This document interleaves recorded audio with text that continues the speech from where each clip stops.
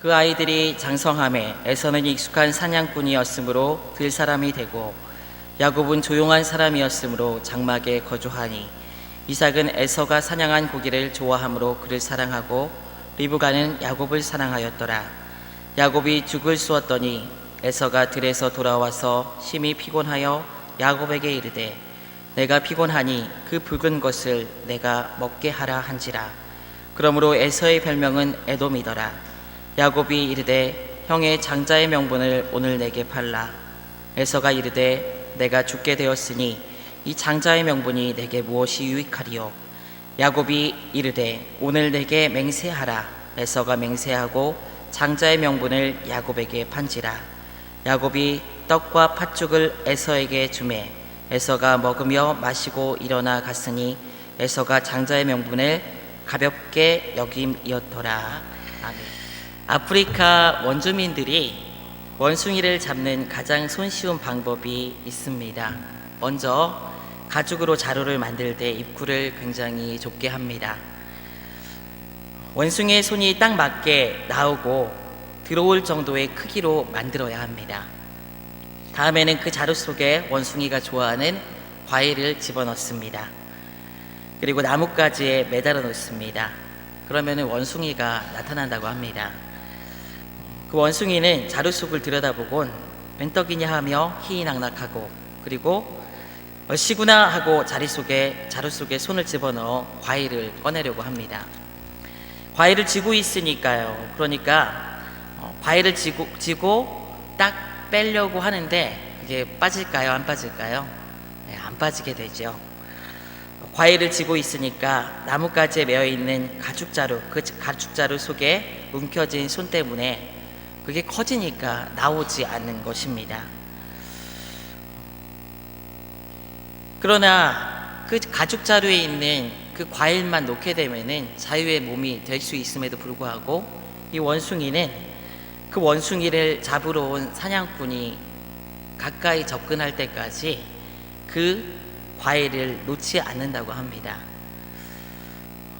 손 안에 쥔 먹이를 놓아버리면 될 것인데, 그러면 저 자유의 숲을 다시 누빌 수 있으련만 이 원숭이를 죽음으로 몰아가는 것은 다름 아닌 원숭이가 움켜쥔 그 과일인 것이죠. 우리는 이 원숭이를 보면서 미련하다고 생각할지 모릅니다. 그러나 그리스도인인 우리 또한 버려야 할 것, 또 움켜진 잘못된 것들로 인해 원숭이와 같은 어리석음에 사로잡힐 수 있다는 것을 기억하기를 원합니다. 이 어리석인 원숭이는 그리스도인으로서 마땅히 버려야 할 것들을 버리지 못하는 우리를 돌아보게 합니다. 혹시 아직 우리는 그리스도인으로서 놓아야 할 것들, 버려야 할 무엇인가를 쥐고 있는 것은 아닐지 오늘 말씀을 통해서 함께 고민하고 나누기를 원합니다. 어느 날 야곱이 팥죽을 만들고 있었습니다. 그때 에서가 허겁지겁 들어오는 것이었습니다. 야곱아, 내가 심히 배고파서 죽게 생겼다. 배고파 죽겠다. 그런데 그 에서 앞에 야곱이 쏜 팥죽이 눈에 들어오는 것입니다. 에서가 이야기합니다. 그 붉은 것을 내게 좀 다오. 그런데 이때 배고픈 에서의 요청 앞에 야곱의 머리는 기똥차게 굴러가고 있습니다. 아니, 어쩌면 이미 굴리고 있었을지도 모르겠습니다. 그러면 형이 가지고 있던 그 장자권을 나에게 팔아. 에서는 아무 생각 없이 지금 당장 그 배고픈 자신의 상태를 면하기 위해서 죽게 생겼는데 이게 이 장자권이 무슨 소용이냐 그러면서 야곱에게 장자의 권리를 팔고 맙니다. 팥죽 한 그릇에 이 장자권을 판 것이죠. 이 성경 이야기 안에서 우리는 신앙인으로서 버려야 할 두 가지를 한번 생각해 보기를 원합니다. 먼저 첫 번째 것은 야곱에게서 찾아볼 수 있을 것 같습니다. 다 같이 따라해 보겠습니다. 욕심. 우리는 욕심을 버려야 합니다. 우리 31절을 한번 읽어보겠습니다. 시작. 야곱이 이르되 형의 장자의 명분을 오늘 내게 팔라. 야곱은 형의 장자권을 탐내고 이를 결국 빼앗습니다. 야곱과 에서의 이야기를 읽으면 읽을수록 느끼는 것이 이 에서가 굉장히 오늘 본문의 말씀뿐만 아니라 전체적인 이 야곱과 에서의 이야기를 읽을 때 느낄 수 있는 것은 이 에서가 굉장히 사람 냄새가 나는 호감 가는 사람이라는 것이에요. 반면 야곱은 그 이름과 같이 속이고 빼앗는 사람이라는 것을 느낍니다. 오늘 본문에서 야곱은 어떻게 하면 형의 장자권을 빼앗을까 고민하는 그 모습이 역력히 나타납니다. 이삭의 집안에 20년 동안 자녀가 없다가 쌍둥이 형제 에서와 야곱이 태어났는데 야곱은 이때 형 에서의 발목을 잡고 태어나죠. 쌍둥이들이 그렇잖아요. 누가 형이라고 불러. 동생이 늦게 태어난다고 해도 형을 형으로 잘 인정하지 않으려고 합니다. 티격태격하죠. 그런데 한 끗 차이로 차자가 된 이 야곱에게도 그것은 마찬가지였습니다. 야곱의 마음에는 억울하다고 생각하는 그런 마음이 들만도 합니다. 그래서 야곱은 어려서부터 형이 가진 권리를 탐했을 것입니다. 더군다나 아버지가 형 에서를 특별하게 사랑했다고 오늘 말씀은 기록하고 있죠. 28절에 한번 읽어보도록 하겠습니다. 시작. 이삭은 에서가 사냥한 고기를 좋아하므로 그를 사랑하고 리브가는 야곱을 사랑하였더라. 이런 편협한 사랑은 야곱에게 더 큰 욕심을 갖게 했을지도 모릅니다. 어쨌든 야곱은 자신의 것이 아닌 것을 탐했습니다. 그리고 계획적으로 그 장자권을 형 에서에게서 맹세를 받고 취하게 된 것이죠. 또 어머니 리브가와 함께 나쁜 계략을 짜서 그 뒤에 보게 되면은 아버지와 형을 속이고 그 축복의 기도마저 빼앗게 됩니다. 이렇게 욕심이 많은 야곱이었습니다. 이 욕심은 결코 신앙인에게 득이 되지 않습니다. 욕심이라는 것은 마땅히 주어진 것 이상의 것을 취하려는 마음입니다. 허락된 것 이상의 것을 취하려는 마음. 야고보서 1장 15절에서는 이 욕심의 실체를 정확하게 이야기하고 있습니다. 우리 한번 찾아서 한번 읽어보았으면 좋겠는데요.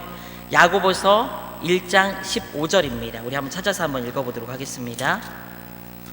야고보서 1장 15절 말씀입니다.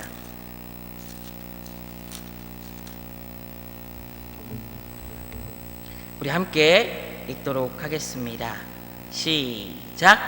욕심이 잉태한 즉 죄를 낳고 죄가 장성한 즉 사망을 낳느니라. 욕심은 필연적으로 죄라는 결과로 이어질 수밖에 없다고 이 야고보는 이야기합니다. 그리고 그 죄로 말미암아 사망에 이르게 됩니다. 어떻게 이런 결과가 나오게 될까요? 그 이유는 15절 앞에 있는 14절에 나와 있어요. 한번 14절도 읽어보겠습니다. 시작. 오직 각 사람이 시험을 받는 것은 자기 욕심에 끌려 미혹됨이니. 여기서 시험이라는 것은 템테이션을 의미합니다. 테스트가 아니라 템테이션이죠. 이 시험에는 하나님께서 하는 테스트가 있고 성경에서 사단이 하는 유혹이 있다고 우리는 알고 있잖아요. 그런데 여기서 이 템테이션을 받는 이유가 무엇이라고 하냐면은 바로 욕심에 끌리기 때문이라고 말씀하고 있어요. 욕심에 끌리기 때문에. 욕심이 많으면 여러분 유혹도 많은 것입니다. 아담도 이렇게 유혹을 받은 것이죠. 하나님처럼 된다는 사단의 꾀임에 넘어가 하나님처럼 되려는 욕심을 품었습니다. 그것이 죄인 것이죠. 그리고 그 결과가 죽음이고 그 죽음으로 말미암아 예수 그리스도께서 오실 수밖에 없었던 것이죠. 아담이 교만했죠. 하나님처럼 되려는 마음. 그런데 사실 교만과 욕심은 실체가 같은 것입니다. 교만은 자기가 누구인지 모르고 자기를 더 높게 보는 것이고, 욕심은 자기에게 주어진 것 이상의 것을 취하려고 하는 것입니다. 어때요? 본질이 같지 않습니까? 사랑하는 성도 여러분, 욕심을 버리시길 원합니다. 우리는 이미 그리스도의 부활에 동참하고 특권을 가진 자들입니다. 이미 많은 것을 가지고 있고 누리고 있는 자들입니다. 그럼에도 불구하고 욕심을 버리지 못하고 욕심의 노예가 되어 지금 죄를 낳는 삶을 살고 있다면 우리는 그리스도인의 마땅한 모습에서 멀어져 있는 것입니다. 우리는 욕심을 버려야 합니다. 욕심에 사로잡힐 때 우리의 인생은 참으로 순탄하지 못하게 됩니다. 야곱의 인생이 이를 증명하고 있어요. 야곱은 후에 인생의 말년에 바로왕 앞에서 자신의 삶에 대해서 이야기할 때 나이에 비해서 많이 늙은 것이 심히 큰 고난을 받았기 때문이라고 합니다. 실제로 형 에서를 속인 것 같이 라반에게 수없이 속임을 당하게 되고 에서와 다시 만날 때는 얼마나 지옥 같은 시간을 보내었습니까? 또 사랑하는 아들 요셉을 아들들에 의해서 잃게 됩니다. 이 모든 것이 하나님께서 야곱의 이 욕심을 빼내는 작업이라고 저는 생각합니다. 왜냐하면 어느 누가 자녀가 잘못 가는 길을 말로만 말리겠습니까? 저쪽으로 가면 죽을 것이 뻔하고 저쪽으로 가면 옳지 않을 것이 뻔한데 내버려 두는 부모는 아무도 없을 것입니다. 어느 마을에 매일 연한 풀을 뜯어 양우리로 가지고 들어가는 양치기를 본 마을 사람이 양치기를 따라 들어가 보았습니다. 다리가 부러진 양 한 마리가 있었습니다. 왜 그렇게 다리가 부러졌나요? 라고 물어보았습니다. 양치기가 대답했습니다. 제가 일부러 그랬습니다. 아니 그게 무슨 말입니까? 당신처럼 양을 사랑으로 돌보는 목자가 본 적이 없는데요. 그러자 양치기가 대답했습니다. 이 양은 자꾸 길을 잃어버립니다. 내가 가까이 가면 자꾸만 슬슬 도망치곤 합니다. 그래서 다리를 부러뜨려 다른 곳으로 가지 못하게 하고 매일 이렇게 풀을 주어 쓰다듬어 주고 있습니다. 제 목자를 알아볼 때까지 나는 이렇게 할 것입니다. 욕심으로 하나님을 알아보지 못하고 다른 길로 가려고 하는 양과 같은 자녀들을 하나님께서는 이 선한 목자가 양의 다리를 부러뜨린 것처럼 연단하시고 단련시키시는 분이십니다. 그래야 이 삶에서 그 욕심으로 인한 파멸을 면하게 될 것이기 때문이죠. 욕심이 죄를 낳고 사망이 왕노릇하는 상태로 이끌어 들어가지 않을 테니까요. 만약 야곱이 욕심으로 팥죽으로 장자권을 사지 않았다면 여러분 어땠을까요? 저는 성경을 보면서 가끔 이런 질문을 합니다. 만약 하지 않았다면, 만약 반대로 했다면 이런 질문을 합니다. 만약 야곱이 팥죽을 팔아서 장자권을 취하지 않았다면 어땠을까요, 여러분? 야곱이 욕심으로 장자권을 취한 계략이 없었다면, 그리고 야곱이 욕심으로 아버지와 형을 속이고 축복을 빼앗는 행위를 하지 않았다면 여러분 어땠을까요? 여러분 그렇다면 그가 하나님의 축복을 받지 않았을까요? 이삭이 주려고 한 축복이 에서에게 그대로 흘러들어갔을까요? 그때 야곱은 손가락 빨고 부러워하며 쳐다보고 있을 수밖에 없었을까요, 여러분? 만약 그랬다면 야곱은 이스라엘의 조상 12지파의 아버지가 되지 못했을까요, 여러분? 물론 이런 질문이 조심해야 하는 질문이지만 저는 만약 야곱이 욕심에 따라 행동하지 않았다면, 그렇게 그가 욕심을 부려 장자권을 사고 축복을 갈취하지 않았다고 하더라도 하나님께서는 야곱에게 하나님께서 정하신 대로 복을 주셨을 것이라고 생각합니다. 왜냐하면 우리의 행위로 이런 축복과 하나님의 선택, 구원과 은혜의 역사라는 흐름을 하나님께서 바꾸시지는 않기 때문입니다. 하나님은 자신이 기뻐하신 뜻대로 일하시고 구원하시며 행하시는 분입니다. 하나님은 야곱이 잘해서 야곱을 선택하신 것이 절대 아닙니다. 에서가 못나서 그를 버린 것이 아닙니다. 로마서 9장 13절부터 16절까지 말씀을 우리 한번 찾아서 읽어보도록 하겠습니다. 로마서 9장 13절부터 16절까지 말씀입니다. 로마서 9장 13절부터 19절까지 말씀입니다. 16절까지 말씀입니다. 다 같이 함께 읽겠습니다. 시작. 기록된 바 내가 야곱은 사랑하고 에서는 미워하였다 하심과 같으니라. 그런즉 우리가 무슨 말을 하리요? 하나님께 불의가 있느냐? 그럴 수 없느니라. 모세에게 이르시되 내가 긍휼히 여길 자를 긍휼히 여기고 불쌍히 여길 자를 불쌍히 여기리라 하셨으니 그런즉 원하는 자로 말미암음도 아니요 다른 박질하는 자로 말미암음도 아니요 오직 긍휼히 여기시는 하나님으로 말미암음이니라. 하나님의 선택과 은혜는 복은 하나님의 긍휼히 여기심으로 말미암아 부어지고 되어지는 것이지 사람의 행위로 변하고 바뀌고 나타나는 것이 아닙니다. 야곱은 오히려 이 욕심 때문에 하나님의 연단을 더 크게 받게 된 것입니다. 그의 욕심이 그의 인생을 힘들게 만든 것이죠. 사랑하는 성도 여러분, 욕심은 결코 선한 결과를 만들어낼 수가 없습니다. 혹시 여러분들 마음 가운데 더 많은 것을 얻으려 하고 자기 것이 아닌 것을 취하려고 하고 지나친 자기애로 다른 사람을 이용하고 빼앗고 그럼에도 더 가지려고 한다면 주신 것에 감사하지 못하고 아직 더 많이 덜하는 태도를 가지고 있다면 간절히 부탁드립니다. 주님 앞에서 이 욕심을 버릴 수 있기를 원합니다.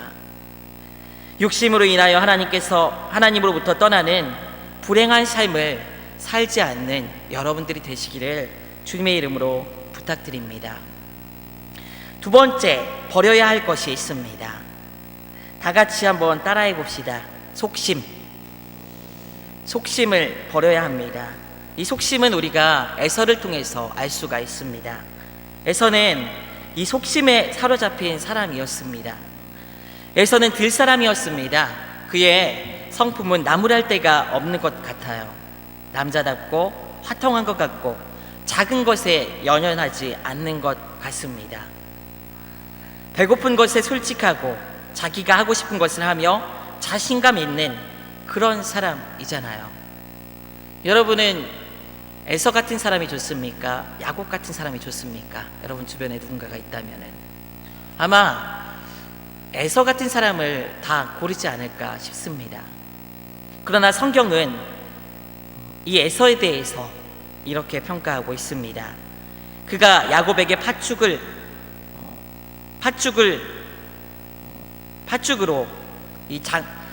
먹기 위해서 장자권을 파는 행위에 대해서 히브리서 12장 16절에서는 이렇게 표현합니다. 우리 한번 이 부분도 찾아서 한번 읽어보도록 하겠습니다. 히브리서 12장 16절입니다. 히브리서 12장 16절입니다.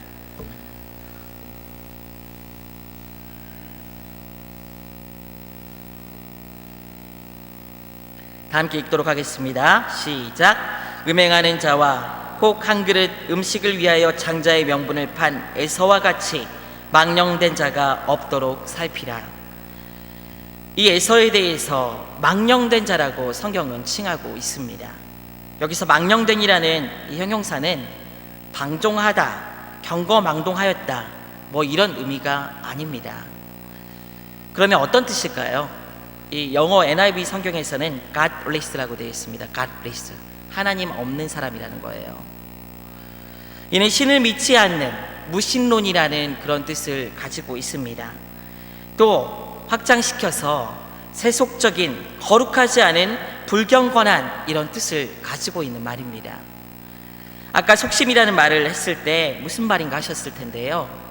이 말, 곧 세속적인 마음을 가지고 있는 사람이 바로 에서라는 거예요. 하나님이 없이 세상에 속한 세속적인 삶을 살았던 사람이 바로 이 에서입니다. 에서는 세속적인 사람이었습니다. 에서는 세상에 속한 거룩하지 않은 하나님과 상관없는 그런 삶을 살았습니다. 그는 세상을 사랑하고 하나님의 말씀과 복을 중히 여기지 않았습니다. 그는 하나님에 대해서 별로 관심이 없었던 사람이었던 것이죠. 그것은 그가 자초한 것입니다.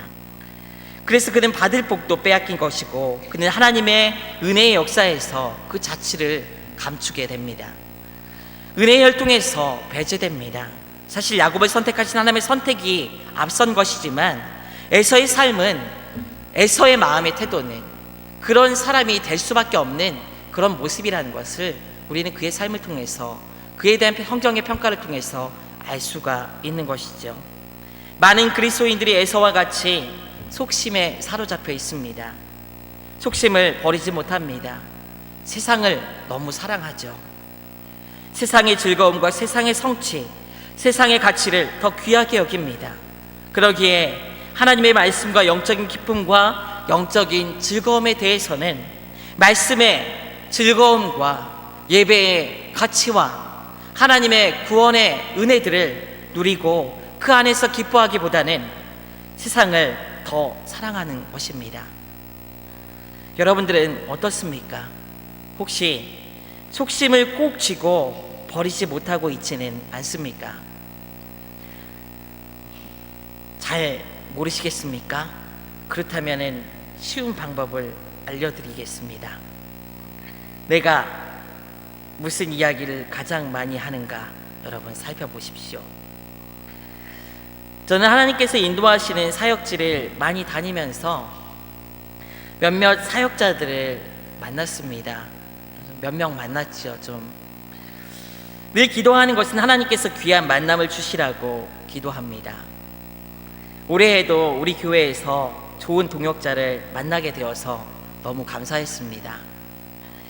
특히 제가 이 자리에서 칭찬을 막 한 것이 좀 이상하지만 오상홍 목사님, 저는 너무 좋아합니다. 진심입니다.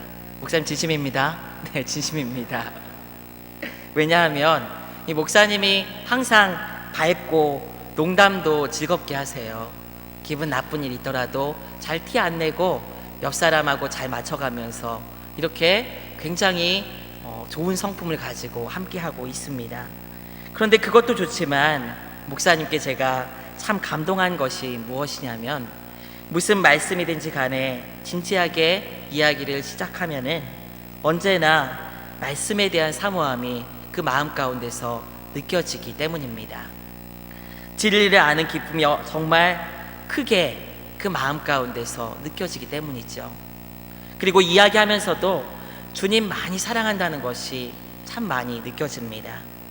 늘 바른 목회, 바른 신앙생활이 무엇인지 진지하게 고민하며 말씀하시는 것을 보게 될 때 참 도전을 많이 받고 제가 좋아할 수밖에 없는 사람이구나 라고 느끼게 됩니다. 그 안에 복음과 진리로 가득 차 있어요. 좋은 목사님에게 사랑하고 섬기고 함께 믿음생활 앞으로 잘하기를 기도합니다. 사랑하는 성도 여러분, 사람은 자기 안에 있는 것을 말할 수밖에 없습니다. 결국 아무리 감추려고 한다 할지라도 이야기하는 것이 무엇인가 보게 되면 그 사람 안에 있는 것이 무엇인지 알 수가 있습니다. 혹시 집이 몇 평인지, 재테크를 어떻게 해야 하는지, 부동산 시세가 어떤지, 돈을 벌려면 어떻게 해야 하는지, 자녀들이 어떠어떠하다는 이야기를 하는지, 어디에서 성공하고 있다고 하든지, 건강 얘기만 많이 하고 있다든지, 결국 그 안에 있는 것이 그 말을 통해서 다 드러나고 있는 것이죠. 여러분들은 자신의 신앙생활을 스스로 한번 평가해 볼 때 잘 해가고 있다고 생각하십니까? 겉으로 드러나는 교회의 직분이나 봉사 이런 것에서 여러분들의 신앙을 평가하는 잣대를 그런 것으로 잣대를 갖다 대고 있지는 않습니까? 나는 목사고 장로이며 권사이고 구역장을 하고 있고 성가대하며 임원이고 교사이며 교회의 다양한 직분을 맡고 있다. 나는 세속적이지 않을 거야 라고 생각하십니까? 맞기도 해요. 그러나 이것은 절대적인 것은 아닙니다. 교회에도 자기 만족을 위해서 나올 수 있고 자기 만족을 위해서 직분을 감당할 수도 있습니다. 교회에서 봉사하고 섬기는 것을 그냥 취미로 생각하는 사람도 있습니다. 또 헌금을 자기 과시의 수단으로 생각할 수도 있습니다. 만약에 그 마음의 중심에 하나님이 없다면, 하나님께서 나를 구원하셔서 감사함으로 그 일을 하지, 하나님의 은혜에 정말 오늘도 기쁨으로 살자, 이런 의식이 없다면, 이 일은 하나님께서 기뻐하실 거야, 이런 의식이, 이런 사고가 없다면, 하나님과의 관계가 고려되지 않는다면, 그런 귀한 것들은 자기의 즐거움, 자기의 성취일 뿐입니다. 이것이 거룩한 것이 아니라 세속적인 거예요. 무슨 일을 하고 어떤 행동을 하든지 간에 그 중심에 하나님의 말씀과 뜻, 하나님을 염두에 두지 않는다면, 하나님의 기쁨을 생각하지 않는다면 세속적인 것입니다. 교회에 다닌다고 세속적이지 않은 것은 아닙니다. 신실한 그리스도인들은 교회에서 예배하는 삶, 영원한 삶을 미리 맛보는 예배를 사랑하기에 교회에 나오는가 하면, 어떤 사람은 교회에서 축구하고 수다 떨고 다른 사람에게 무언가 영업을 하고 또 시간을 보내면서 무슨 즐거움이 있어서 그것이 즐거워서 목적이 되어서 교회에 나오는 사람도 있습니다. 또 어떤 사람은 정치하기 위해서 나오기도 해요. 자기 의와 과실을 위해서 나오기도 합니다. 물론 처음 시작할 때 초신자들은 이런 경우가 많이 있습니다. 누가 좋아서, 혹은 다양한 모임들이 좋아서 나오기도 하고, 그런 것들이 처음에는 좋아서 목적이 될 수 있습니다.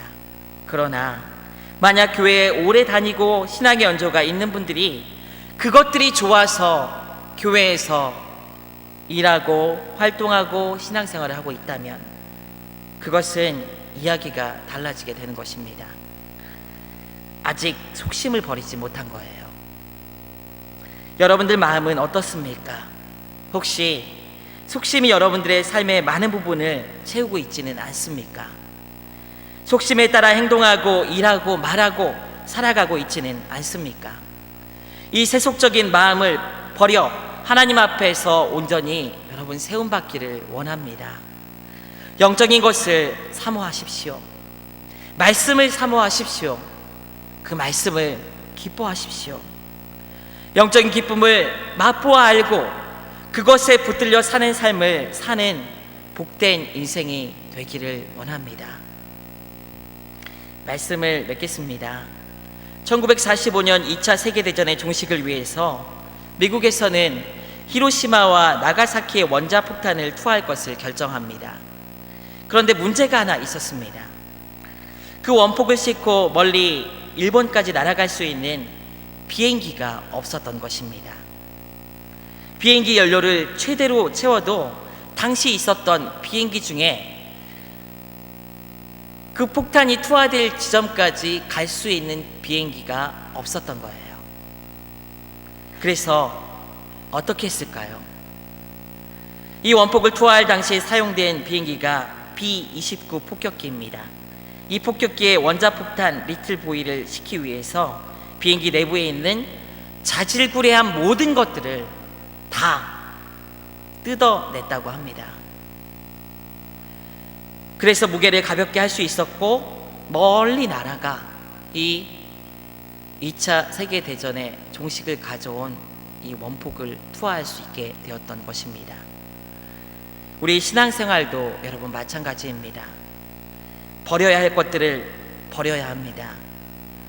특히 욕심과 속심이라는 것을 버릴 때 우리는 한 차원 더 멀리, 더 높이, 더 큰 은혜에 사로잡힌 신앙인이 될 수가 있습니다. 더 고귀하고 더 위대한 신앙의 믿음의 장성한 수준에 이를 수 있게 될 것입니다. 사랑하는 성도 여러분, 혹시 여러분의 마음에 지나친 자기에서 시작된 욕심이 있지는 않습니까? 혹시 속심이 가득 차 있지는 않습니까? 이 모든 것들은 우리가 하나님 앞에 온전히 서는 것을 방해하는 버려야 할 것들입니다. 멀리, 길게, 높게 날고 싶으십니까? 더 큰 은혜를 맛보고 은혜에 붙들린 삶을 소망하십니까? 하나님의 놀라운 역사를 여러분들의 삶에서 경험하고 주님께서 쓰실 수 있는 인생이 되기를 원하십니까? 그렇다면 욕심과 속심을 버리십시오. 주님을 중심에 두기를 원합니다. 그 모든 욕심과 속심을 떨치는 여러분들 되시기를 주님의 이름으로 부탁드립니다. 다 같이 기도하도록 하겠습니다.